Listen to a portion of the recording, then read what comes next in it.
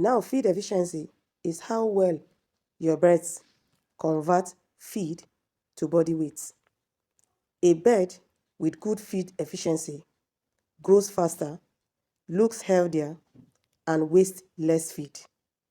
Now, for example, if your bird eats 2 kg of feed and gains 1 kg of weight, that's great feed efficiency.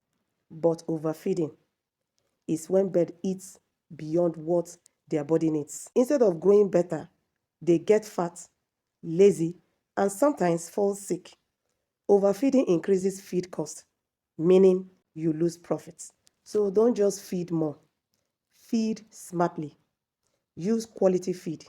Measure the quantity or the portion of feed that you will give your birds. Observe your birds as they grow daily before you. Feed efficiency saves money and keeps your birds healthy. Did you know this before now? Did you know the difference between feed efficiency and overfeeding? If yes or no, drop your comment on the comment section.